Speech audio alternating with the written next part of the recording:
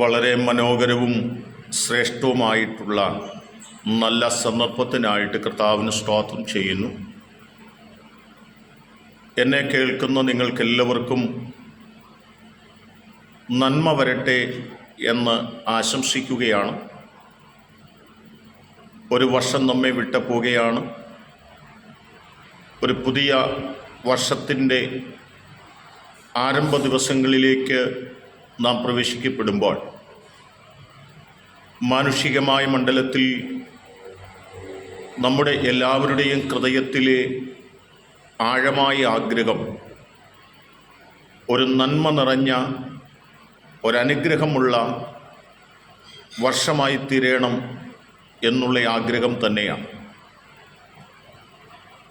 എന്നാൽ വിശുദ്ധ വേദപുസ്തകത്തിൽ നാം കാണുന്ന ഒരു വാക്ക്, ഉൽപ്പത്തി പുസ്തകം 22-ാം അധ്യായം 14-ാമത് വാക്യം വായിക്കുമ്പോൾ അബ്രഹാം പറയുന്നതായ ഒരു പദമുണ്ട്. അബ്രഹാം ആ സ്ഥലത്തിന് യഹോവ ഈരെ എന്ന് പേരിട്ടു എന്നാണ്. തൻ്റെ ജീവിതത്തിൽ താൻ ഇന്നുവരെ കടന്നുപോയിട്ടില്ലാത്ത ഏറ്റവും വേദന നിറഞ്ഞ, ഏറ്റവും സങ്കടം നിറഞ്ഞ, ഏറ്റവും പ്രയാസം നിറഞ്ഞ ഒരു വഴിയാത്രയിലൂടെ താൻ കടന്നു പോവുകയാണ്. കാരണം ഏറിയ വർഷങ്ങൾ കാത്തിരുന്ന് ദൈവസന്നിധിയിൽ ആഴമായി പ്രാർത്ഥിച്ച് ദൈവത്തിൻ്റെ നിയോഗത്താൽ ലഭിക്കപ്പെട്ട തൻ്റെ മകൻ ഇസഹാക്കിനെ യാഗം കഴിക്കുവാനുള്ള ദൈവത്തിൻ്റെ വാക്കുകൾ കേട്ടിട്ട് ആ മകനുമായി യാഗത്തിനു വേണ്ടി മോറിയ ദേശത്തേക്ക് കടന്നു പോകുമ്പോൾ ദൈവത്തിൻ്റെ ആലോചന പ്രാപിച്ച് അവിടെ നിന്ന് യഹോവയായ ദൈവം കാണിച്ചു കൊടുത്ത മല കയറിക്കൊണ്ടിരിക്കുമ്പോൾ മകൻ ചോദിച്ചതായ ചോദ്യത്തിൻ്റെ മുൻപിൽ ആഴമായ ഹൃദയ നൊമ്പരത്തോടെ പ്രതികൂലങ്ങളുടെ നടുവിൽ കരുതുന്ന ഒരു ദൈവമുണ്ടെന്ന് അബ്രഹാം തൻ്റെ മകനായ ഇസഹാക്കിനെ ഓർപ്പിക്കുകയാണ്. വേദനയ്ക്കൊരു കാലമുണ്ടെങ്കിൽ, കഷ്ടത്തിനൊരു കാലമുണ്ടെങ്കിൽ, നിന്ദയ്ക്കും പഴിക്കും പരിഹാസത്തിനും ഒരു കാലമുണ്ടെങ്കിൽ, ദൈവത്തിൻ്റെ കരുതലുകൾ അനുഭവിക്കുന്ന ഒരു കാലം നമ്മുടെ മുൻപിലുണ്ടെന്ന് അബ്രഹാം തൻ്റെ മകനായ ഇസഹാക്കിനെ ഓർപ്പിക്കുകയാണ്. ഇയ്യോബിൻ്റെ പുസ്തകം 1-ാം അധ്യായം 1-ാം വാക്യമൊക്കെ വായിക്കുമ്പോൾ നിഷ്കളങ്കനും നേരുള്ളവനും ദൈവഭക്തനും ദോഷം വിട്ടകന്ന് ജീവിച്ചവനുമായ ഇയ്യോബ് 5-ാമത്തെ വാക്യത്തിനകത്ത് തലമുറയ്ക്ക് വേണ്ടി ആഴമായി പ്രാർത്ഥിക്കുന്ന ഇയ്യോബ് 18-ാമത്തെ വാക്യത്തിൽ താൻ കേട്ട കേൾവി ഏറ്റവും സന്തോഷത്തോടെ ഇരിക്കുന്ന ആ ഭവനത്തെ എന്നേക്കുമായി തകർത്തടിച്ച ഒരു കാറ്റിനെക്കുറിച്ചാണ് ഓർപ്പിക്കുന്നത്. അതിനു മുമ്പിൽ എന്ത് ചെയ്യണമെന്നറിയാതെ ആഴമായ നൊമ്പരത്തോടെ നിൽക്കുന്ന ഒരു ഇയ്യോബിനെ കാണുവാൻ കഴിയുന്നുണ്ട്.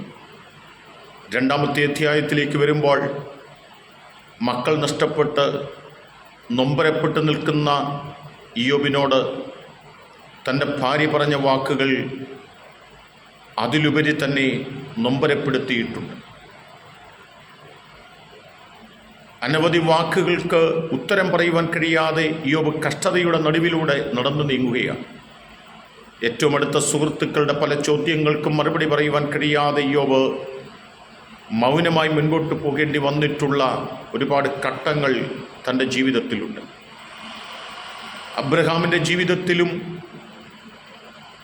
പലതിനും ഉത്തരം പറയുവാൻ കഴിയാതെ തൻ്റെ മകൻ ഇസഹാക്കിനെ കൂട്ടിക്കൊണ്ട് മോറിയ ദേശത്തു നിന്നും മലയിലേക്ക് കയറി നീങ്ങുകയാണ്.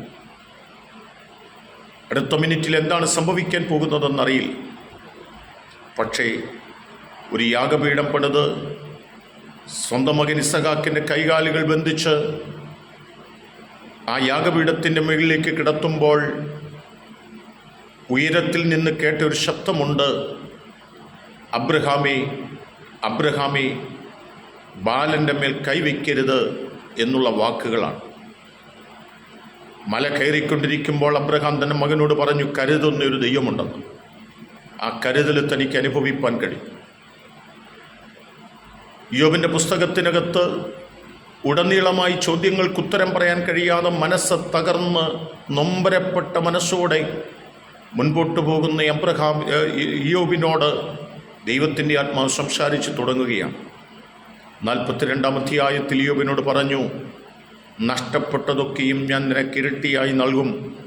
നിന്ദിച്ചവരുടെ മുമ്പിൽ, വേദനിപ്പിച്ചവരുടെ മുമ്പിൽ, അപമാനിച്ചവരുടെ മുൻപിൽ തല ഉയർത്തി നിൽക്കുവാൻ ഒരവസരം ഞാൻ നിനക്ക് നൽകും എന്ന് പറഞ്ഞ പദങ്ങളാണ്.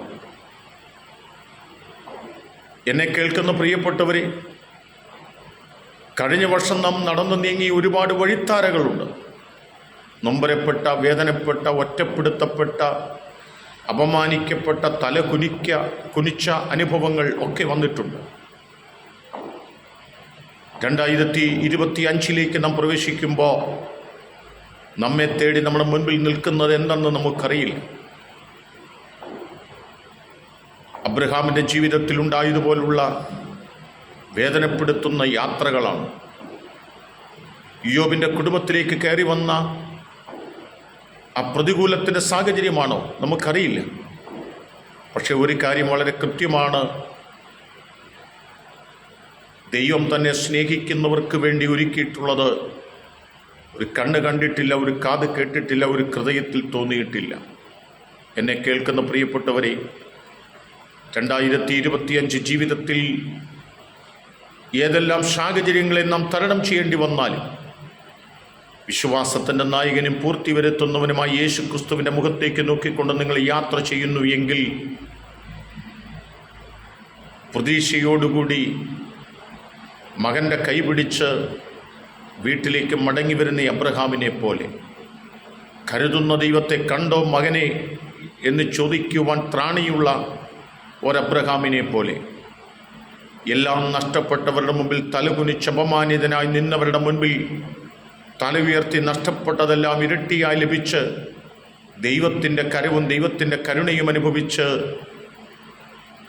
എഴുന്നേറ്റ് നിൽക്കുന്ന ഇയ്യോബിനെ പോലെ നമ്മുടെ ജീവിതത്തിനകത്ത് ഏതെല്ലാം പ്രതികൂലങ്ങളെ നാം തരണം ചെയ്യേണ്ടി വന്നാലും, ഏതെല്ലാം കഷ്ടതകളെ നാം തരണം ചെയ്യേണ്ടി വന്നാലും, ഏതെല്ലാം അപമാനങ്ങളെ നാം തരണം ചെയ്യേണ്ടി വന്നാലും, നമ്മുടെ ജീവിതത്തിൽ നമുക്ക് വേണ്ടി കരുതുന്ന ഒരു ദൈവമുണ്ട്.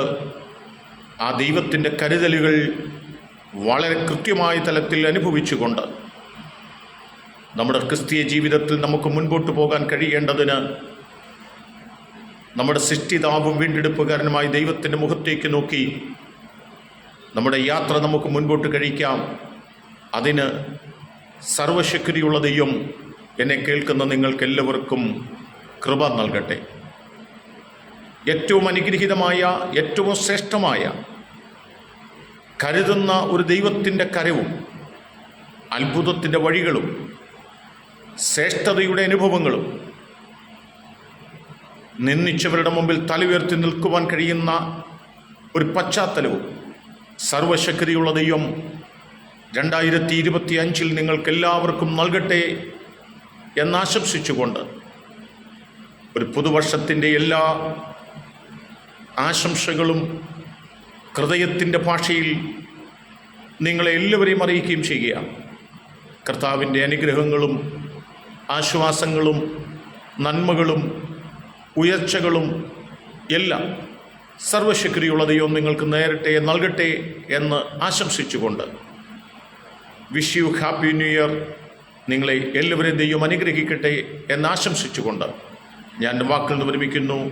സർവശക്തിയുള്ള ദൈവം നിങ്ങളെ എല്ലാവരെയും അനുഗ്രഹിക്കട്ടെ. ആമേൻ.